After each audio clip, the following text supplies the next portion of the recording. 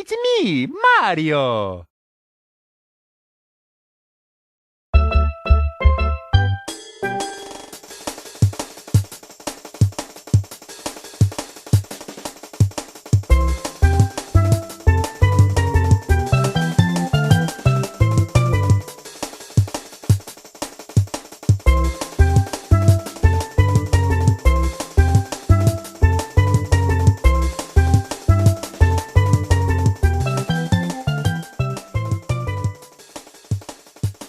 Hello everyone, my name is Shigeru Miyamoto, and I am humbled to have been given the opportunity to make a video on my friend gamesmasterjasper's YouTube channel.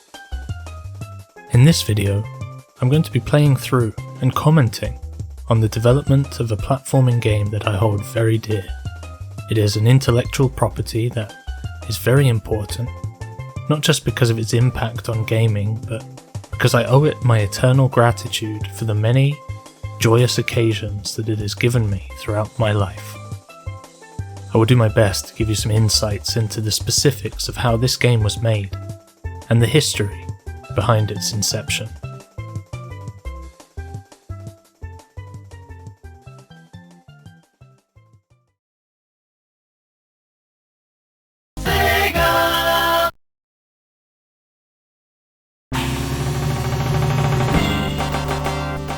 Sega is a company that has always impressed me.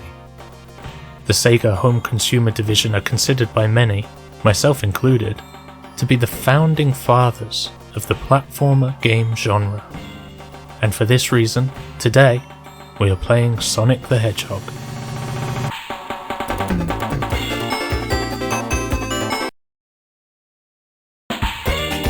Sonic was originally created because Sega felt that they needed a strong platforming game in their lineup. It took the team 14 months to develop the game.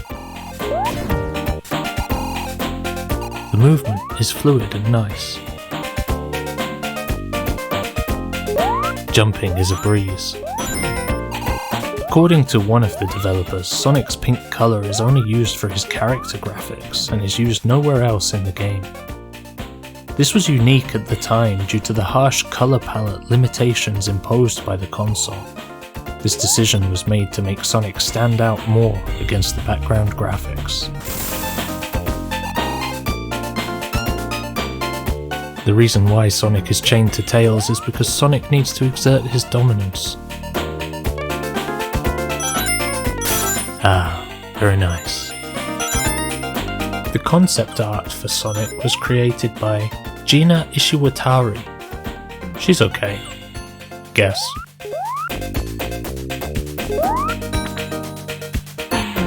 I think subsequent Sonic games would have been more successful if they'd have restrained the characters with ball and chains. Wow. Ah yes.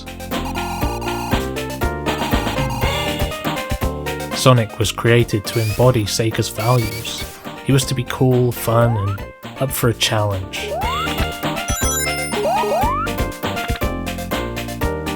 Creative influences behind Sonic were taken from the 80s pop culture that was prevalent at the time.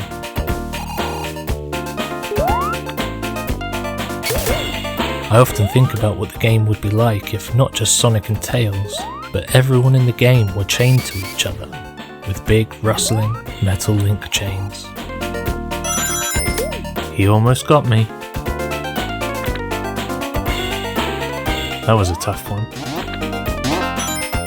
One of the great things about Sonic is that the team set out to create a game where all actions could be performed with one single action button.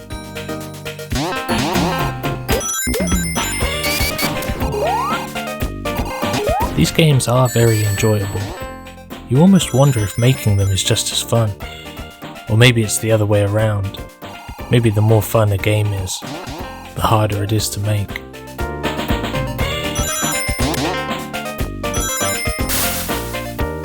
Computer-generated 3D graphics were taking off at the time when Sonic was being developed, so the idea behind the graphics was to try to create a 3D look in a 2D setting. This is why the palm trees have an impressive polygonal 3D effect.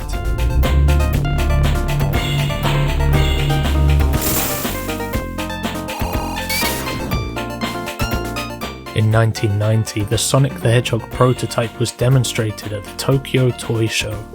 This is where I first saw the game, and I was immediately smitten by the talent showcased by the Sonic team.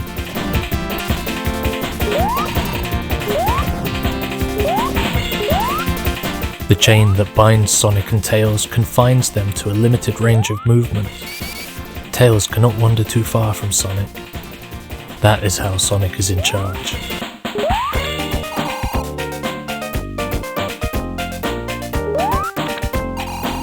The parallax background effect was achieved by altering the screen's rendering functionality, where certain parts of the background image were made to scroll at different speeds, even though they were part of the same background layer.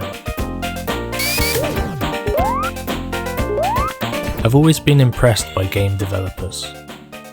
It seems like a fun profession. The chain mechanics are perhaps the most impressive design feats of this game. I think it was an oversight to not put the enemies in chains. Their chains could have had a different colour to make them visually distinct from Sonic and Tails' chains.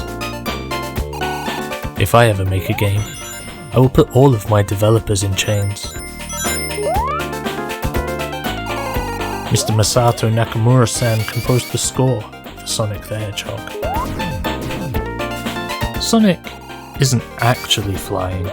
His running speed is so fast that it creates an aerodynamic effect, making it seem like he's slowly gliding through the air.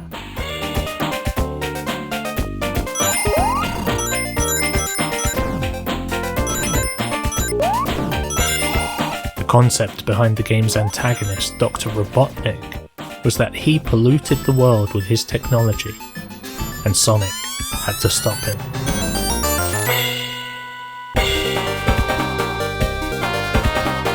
He employs various machines in his hunt for our fearless hog. I think that makes sense, in a way. That's why Dr. Robotnik is such a formidable nemesis for Sonic. He's a foe, but he's still relatable.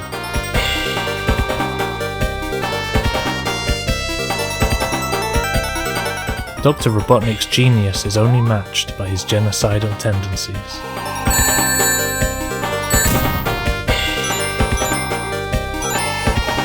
This is actually as far as I've ever gotten in the game.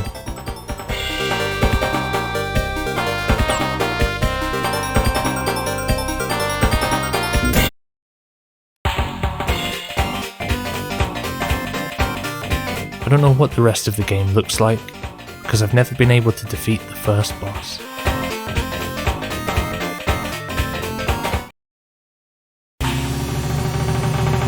Thank you for watching my video. I hope that it has given you many new insights, and perhaps even some inspiration. I've always looked up to Sonic.